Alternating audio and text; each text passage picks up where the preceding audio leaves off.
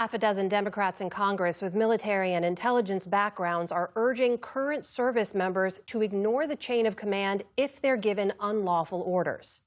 Right now, the threats to our Constitution aren't just coming from abroad, but from right here at home. Our laws are clear. You can refuse illegal orders. You can refuse illegal orders. You must refuse illegal orders. No one has to carry out orders that violate the law or our Constitution. Now, they didn't specify which orders they consider unlawful, but President Trump has fired back. Writing on social media, these members of Congress should be, quote, arrested and put on trial, saying their actions are seditious behavior from traitors that is, quote, punishable by death.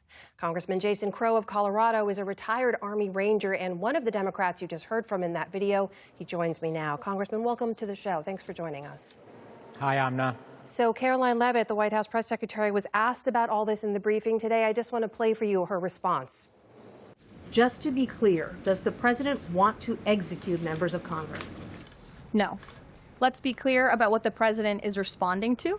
You have sitting members of the United States Congress who conspired together to orchestrate a video message to members of the United States military, to active duty service members, to members of the national security apparatus, encouraging them to defy the president's lawful orders.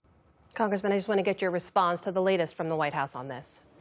Well, first off, Karoline Leavitt is just lying. We specifically said to unlawful orders, that they don't have to obey unlawful orders, which actually is what the Constitution says, what the Uniform Code of Military Justice says, and what we were trained on when we were in uniform as well.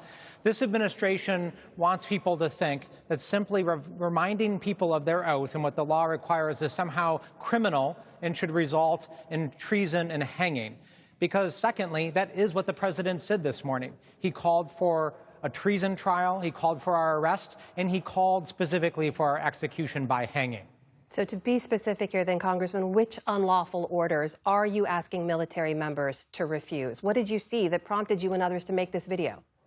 The point of this video was not to point to specific orders. It's to prepare our service members, our young men and women who are going to be put in very difficult positions in the years ahead to understand their oath and their obligation. And there's plenty of reason to be concerned. Donald Trump actually asked whether he could shoot protesters in the leg during the protests at Lafayette Square. Donald Trump has said he's going to go to war with Chicago and send troops into our cities, several of which have already been declared illegal by federal courts. So there's plenty of reason to be concerned, and we want to start a public conversation about what the obligation of our troops really is. In the very same way, I will say, that I did before I deployed my paratrooper platoon to Iraq in 2003. Because once you get to the point where they are faced with an instant decision, it's too late if you haven't already had that conversation with them. Well, Congressman, for military members who are trying to navigate this now, I want to put to you what I heard from the director of the Orders Project, which is a nonprofit that offers legal advice to military service members who are unclear about their orders or worried about them, and they have been seeing an uptick in calls recently. But this person also said that any service member who disobeys an order on the basis that it's unlawful does run the risk that a military judge will disagree, and then they have to face the consequences. Are you saying to military members they should take on that risk? Well, listen, every military member takes on that risk. Service is hard. Being in the military is very hard. So what we want to do is send a message that, members of Congress, their fellow veterans, we stand by them, we see them, and we are reminding them of their oath. Congressman, you have served honorably. We thank you for your service. So did most in that video, but so did retired four-star General Barry McCaffrey. And he had this to say in response to your video. He said, this action by Democrats is unwarranted and dangerous. Focus on your own responsibilities in Congress to oppose military actions you believe are wrong or illegal. Support the judicial system to push back. Don't call on the military to stop Trump. What do you say to that? Well, we're not calling on the military to stop Trump. We're calling on the military to fulfill oaths. And unfortunately, I think General McCaffrey doesn't understand the moment that we're in, the challenges that this administration is presenting to the troops. And I think he doesn't understand the time and the challenges that leaders face right now. Do you not trust that the courts will continue to push back or slow or stop Trump policies as they've been doing? They may not. And even when courts issue orders, over a third of the time this administration disregards lawful orders of the courts, right? They simply disregard court orders time and time again.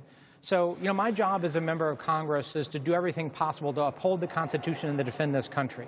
I don't rely on anybody to help me fulfill my duties. Right? This is a project that the entire country needs to undertake. Courts have an obligation, citizens have an obligation, the military has an obligation, law enforcement has an obligation, and I have mine. We saw Senate Minority Leader Chuck Schumer say today he's asked for special protections for Senators Slotkin and Kelly, who appeared with you in that video after President's posts about seditions.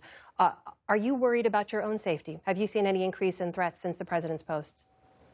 Yeah, we've received threats, and we take those very seriously. I mean, this is actually making the point that the President continues to incite violence and vitriolic rhetoric and partisanship over and over again, and it's very serious stuff, right? People sometimes act on what Donald Trump and others say, right? They certainly did on January 6th. So I understand the threats that we face right now. I take those seriously, but I will not be intimidated.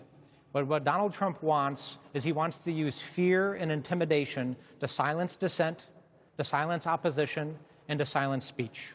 And I'm not going to allow that to happen, right? Because the moment we allow that to happen is the moment we lose our democracy. And I will not allow it to happen. Fear is contagious, but so is courage. And I intend to lead. Congressman Jason Crow of Colorado, thank you for making the time to speak with us. We appreciate it. Thank you.